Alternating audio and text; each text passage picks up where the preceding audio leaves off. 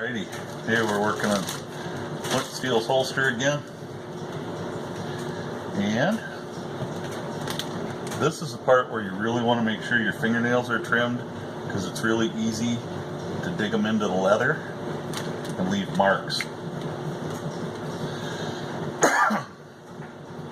I like to kind of pre-curve the sides, the wings, so that they fit. Now the holster's quite damp, it's not super wet. And I always use a baggie around the gun. It just, I don't know. I just like it. It leaves a little more clearance when you're holstering the sidearm. So, and you see some of those that got all the super forming lines and all that crap in there. I don't do that. They're not necessary. They don't really serve much of a purpose. I do try to form a little bit around the trigger guard, and most of that's on the back because you can't do much here because you have your reinforcer here. So, and I like to close the toe just a little bit, and after I do that, really insert the gun. I want to make sure it's all the way down in here.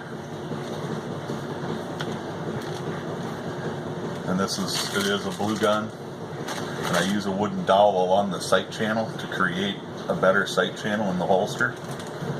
And depending on the sights, if you have, I know Ruger, I think it is, uses kind of a high front sight. It works for them, but most of the other brands I've dealt with don't have as high a sight. So anyway, there we go. It's going to sit like this overnight, maybe a couple of days. I want it to be good and dry, and I can kind of form my belt slots just a little bit, just to make it easier to stick a belt in there. You know, you kind of push the inside down. So I did take and stitch around here on both sides, and I'll actually hang this. I won't leave it laying. So I'll be back in a couple of days to show you what it looks like after it gets done forming. Okay, we're back with Flint's holster, all formed. Let's pull the mold out. Make sure it feels dry on the inside. It's been about 3 days. I got the opportunity to work for a couple of days, and they were long days. Very long days. I did my full 14 hours on duty plus a couple more at the shop. So this is my blue gun, and I put a dowel up on the top to help create that extra width in the sight channel. So it should, now as it dries more, because it'll dry more from the inside now, it'll get a little snugger around the gun, and it's going to be absolutely perfect. Yep. I like it. I like it.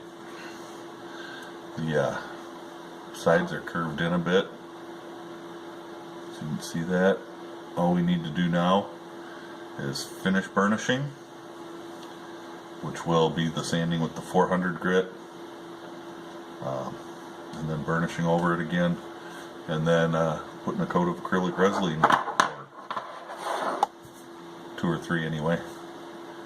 So here's a first look at the almost completed holster, and I will say it's looking mighty fine. So we'll be back after I do some more burnishing here. Well, all my burnishing is done. It is time to tan coat.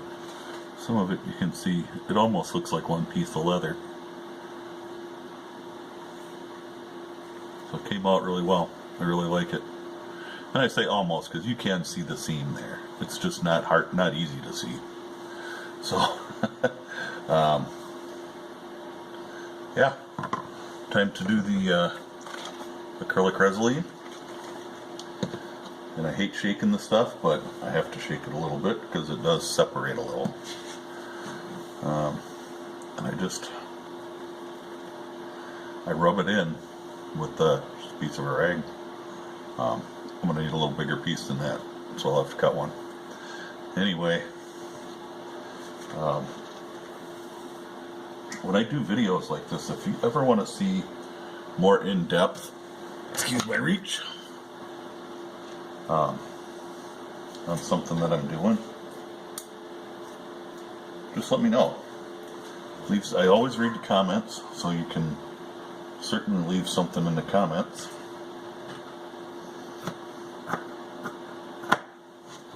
And better move my hair. And I will certainly see it that way, and I'll be able to write it down in my notebook.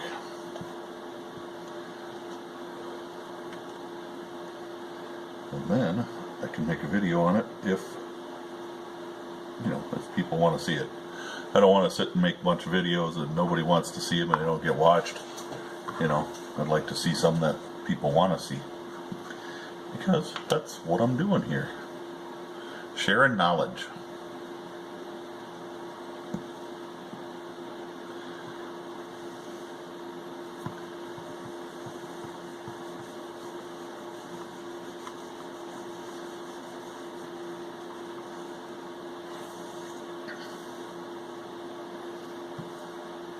And you kind of got to get right up in that corner.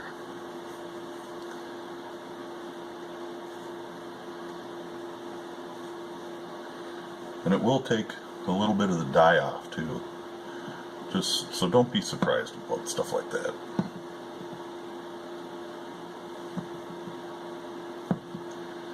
It'll happen.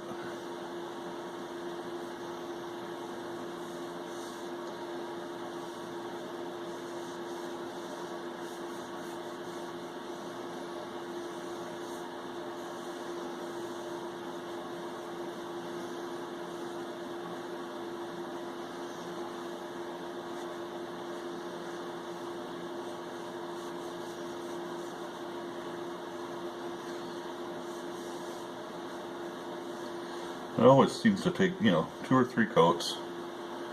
I'll buff out between this coat and the next one.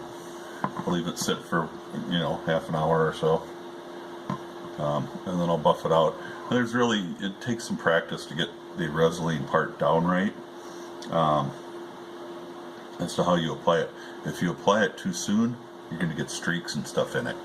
And then it's really hard to get the streaks out. This way, if I apply lighter coats, it seems to turn out a lot better in the end.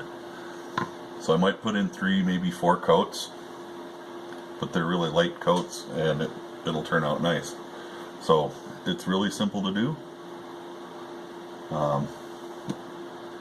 And I'll let her wait, and I'll finish putting the Resolene on it, and I'll let you see it when we're done. I was hoping that the thread would clean up a little better, but it didn't. So hopefully that will, I don't know what I'm going to do about that. I'm probably just going to tell him he's got to live with it. I probably should have just used a black thread. But I like to do a top stitch. The thread that I've got is like really super waxy. And I don't understand how they got so much wax on it. It's probably from the very beginning of the spool or something, when they soaked a whole big spool and rolled it off into smaller spools. I don't know. It's got too much wax on it. So I'm going to have to try to strip some off it next time I use it. It is what it is. Anyway, we'll be back.